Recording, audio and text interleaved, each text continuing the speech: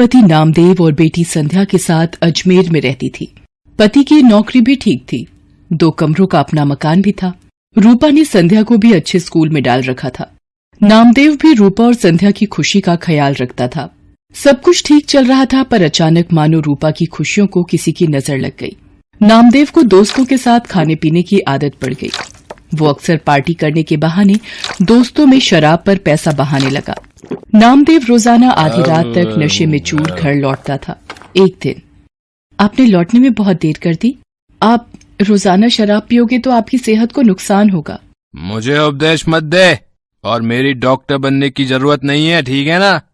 मैं अपने दोस्तों के साथ जाता हूँ, तो तुझे क्यों तकलीफ हो रही है? मैं रोज पीऊंगा। तुझे यहाँ नहीं रहना तो चले जा यहाँ से, चल। नामदेव की ये गंदी आदत बढ़ती जा रही थी। हर समय नशे में रहने की वजह से वो दिन में सोता रहता था, इसलिए उसे नौकरी से भी निकाल दिया गया। धीरे धीरे नामदेव ने अपना सब कुछ बेच दिया, यहाँ तक कि घर भी। अब वो रूपा और संध्या को लेकर एक किराए के घर में रहने लगा। रूपा परेशान रहने लगी। एक दिन, अरे ये संध्या के स्कूल से फीस का नोटिस। अब मैं क्या करूं? कहाँ से फीस के पैसे लाऊं? माँ, भूख लगी है, कुछ खाने के लिए है तो दे दो। रुक, मैं सब्जी वाले की दुकान से आलू लाकर तुझे रोटी बनाकर देती हूँ। हाँ माँ, तुम्हारे हाथ का आलू का पराठा तो बहुत स्वादिष्ट होता है। संध्या आलू लेने बाजार चली जाती है। रास्ते में वो सोचती जा रही थी कि ऐसा क्या करे कि संध्या की फीस भर सके। तभी उसकी सहेली का फोन आ जाता है। वो दूसरे शहर में रहती है। सहेली के बार बार पूछने पर रूपा उसे अपनी सारी परेशानी बताती है। अलका, बस यही सोच रही हूँ कि अभी संध्या की फीस भरनी है, घर का खर्चा, सब कैसे होगा। अरे तू घबरा मत, सब ठीक हो जाएगा। अभी इस वक्त तू कहाँ है? संध्या को मेरे हाथ के आलू के पराठे बहुत पसंद है, आलू लेने जा रही थी। आलू के पराठों से याद आया, तू तो राजमा चावल कितने टेस्टी बनाती थी, याद है? सब उंगलियां चाटते रह जाते थे। तू राजमा चावल बनाकर क्यों नहीं बेचती? इससे तेरी कमाई भी हो जाएगी, जिससे तू थोड़ा बहुत परिवार का खर्च उठा पाएगी। सहेली की बात रूपा के दिल में घर कर गई। उसे एक उम्मीद दिखाई दी, पर शुरुआत कैसे करे उसे अब यही सोचना था। अगले दिन उसने राजमा और चावल बनाए और पतीले में लेकर घर के पास सड़क के किनारे बैठ गई। पूरा दिन धूप में वो बैठी रही, पर किसी ने भी उसके राजमा चावल नहीं खरीदे। शाम को वो घर आ गई।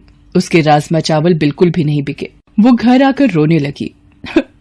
मैं क्या करूं भगवान, मैंने कोशिश की पर कामयाब नहीं हुई, मुझे हिम्मत दो भगवान। माँ, जब मैं कभी परीक्षा में अच्छा नहीं करती तो तुम ही तो मुझे कहती हो दोबारा मेहनत करूं। आप भी कल दोबारा कोशिश करना माँ। मेरी बेटी कितनी समझदार हो गई है, तू ठीक कह रही है। मैं एक बार और कल कोशिश करूंगी। रूपा अगले दिन दोबारा राजमा चावल बनाती है। पूरा दिन एक भी ग्राहक नहीं आता। रूपा निराश हो जाती है। आज भी कोई ग्राहक नहीं आया, लगता है मुझे ये काम बंद करना पड़ेगा। अब आपके पास कुछ खाने को मिलेगा? यहाँ आसपास की खाने की दुकानें बंद हो गई हैं। आपको यहाँ देखा तो मुझे लगा कि यहाँ कुछ खाने को मिल जाए शायद। जी, राजमा चावल की प्लेट है मेरे पास।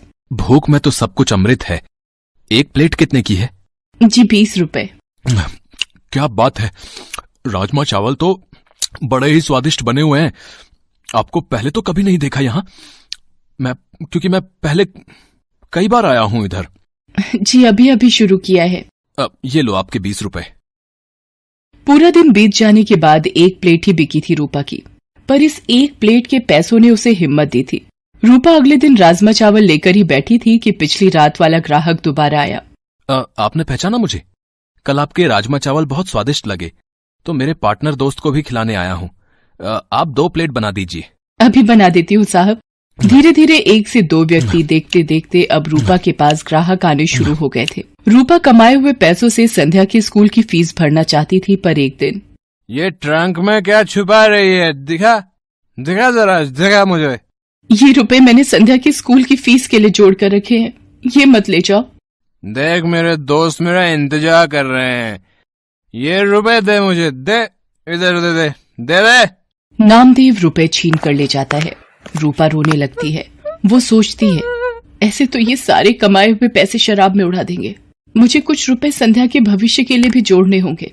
धीरे धीरे रूपा का काम चल जाता है। वो एक ठेला किराए पर ले लेती है और अब वो ठेले पर राजमा चावल बनाकर बेचने लगी। समय बीतता गया। रूपा की जिंदगी 15 साल आगे चली गई। संध्या भी पैसों की कमी के कारण 10वीं तक की पढ़ाई कर पाई। वो भी अब माँ के काम में हाथ बटाती थी। रूपा मेहनत करते करते थक गई थी, पर उसकी एक जिम्मेदारी अभी बाकी थी।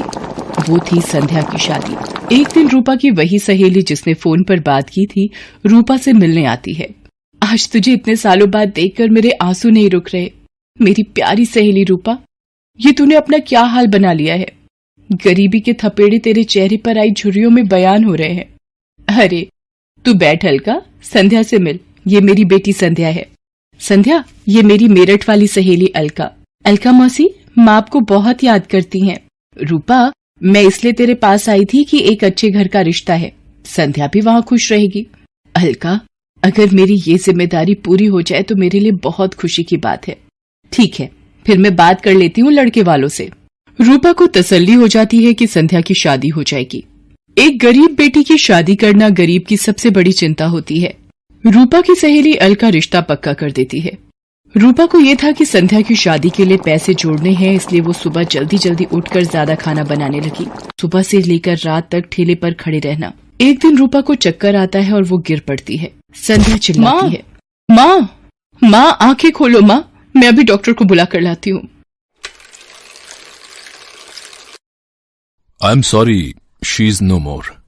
बॉडी से ज्यादा काम लिया है इन्होंने।